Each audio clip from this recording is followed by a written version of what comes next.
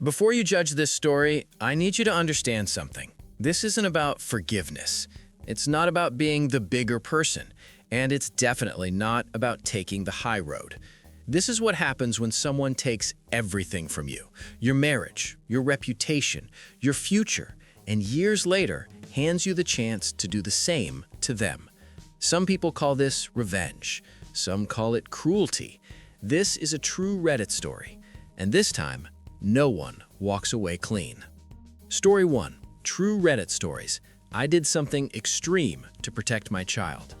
Many years ago, I was just trying to survive.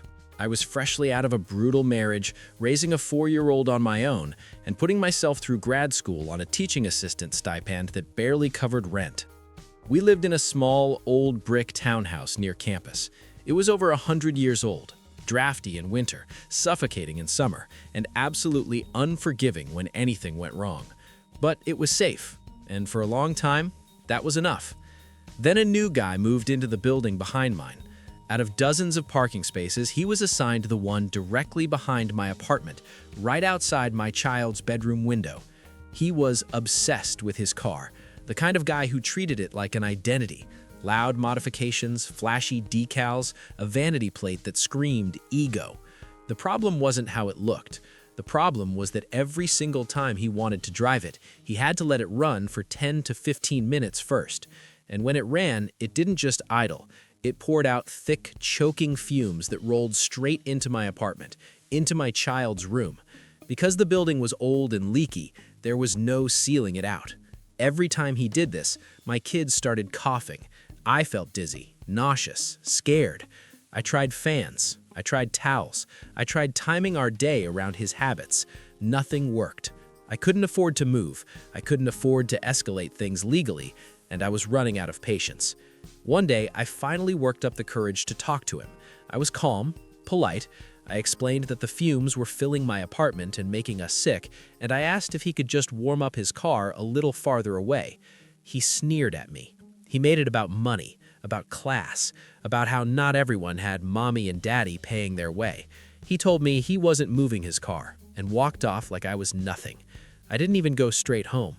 I took a longer route because I didn't want him to know exactly where I lived. By the time I got inside, I was shaking, angry, terrified, and very clear on one thing: no one was coming to fix this for me. So I watched. I paid attention to his schedule. I noted when the parking lot was empty. I thought about my limits. No money, no mechanical skills, no margin for getting caught.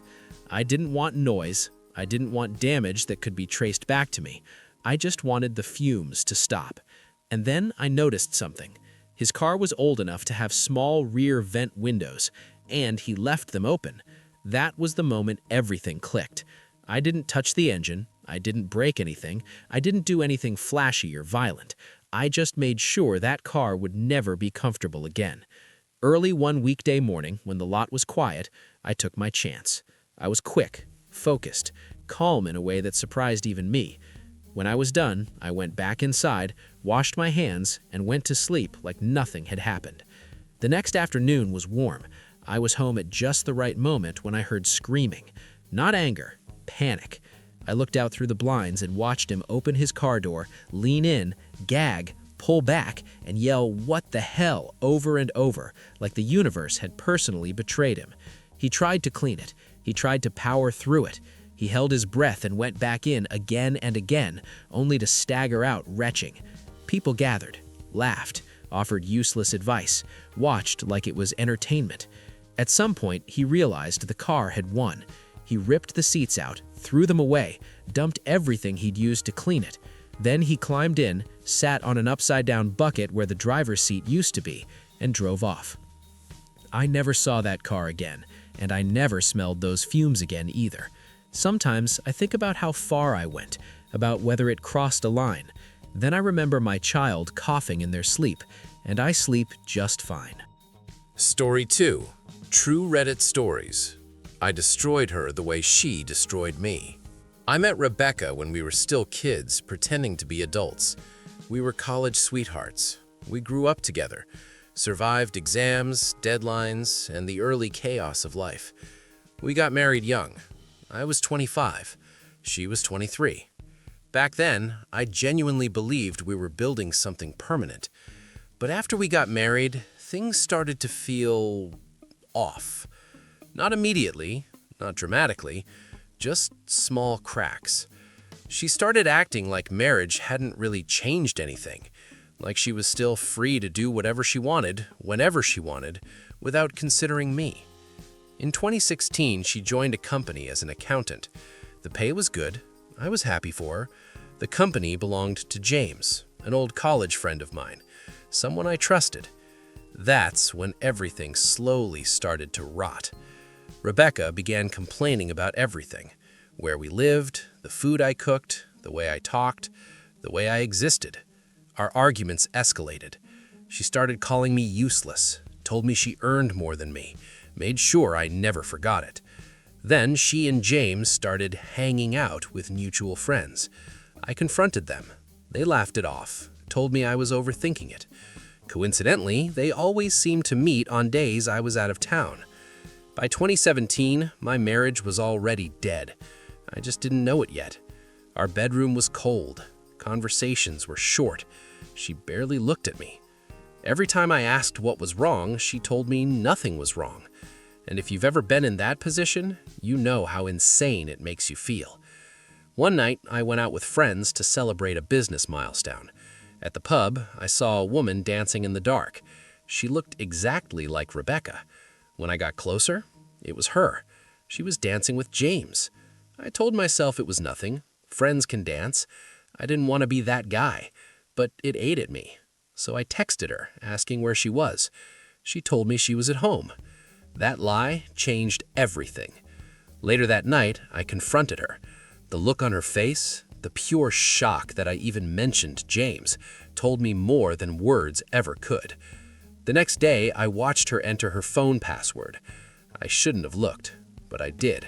There were thousands of messages, nude photos, audio messages, her calling him daddy, messages mocking me, comparing me to him, talking about how thrilling it felt to cheat.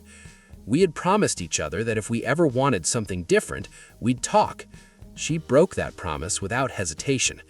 I confronted her, stupidly, without proof. She exploded. She screamed that I was abusive, insane, paranoid.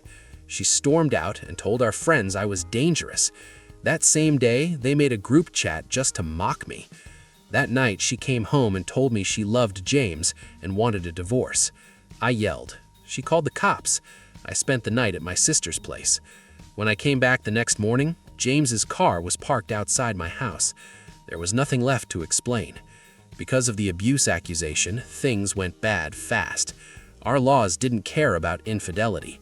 She was entitled to half of everything. I lost my home, my job, my reputation. I had to leave the city just to breathe again.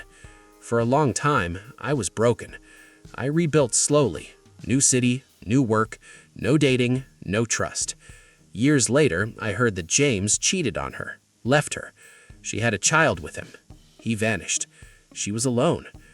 I shouldn't have contacted her, but I did. She looked empty, exhausted, older. She apologized, said James poisoned her against me, said she ruined everything. I told her I'd forgive her if she cleared my name publicly. She did. Then she asked if we could try again. And that's when I decided I wasn't done.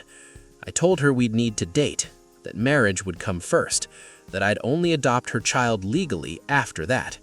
She agreed. She thought she had her second chance. What she didn't know was that I was already seeing someone else. I let her fall in love again. I comforted her, slept with her, encouraged therapy, watched her heal because of me. Everyone told her she looked happier. She apologized constantly, treated me like gold.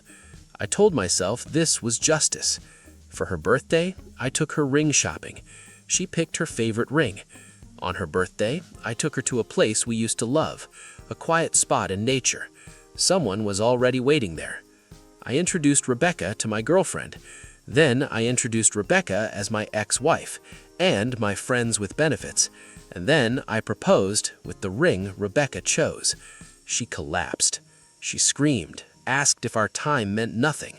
I told her the truth, that sleeping with her was compensation, that this was payment for what she did to me, that I would never love her again.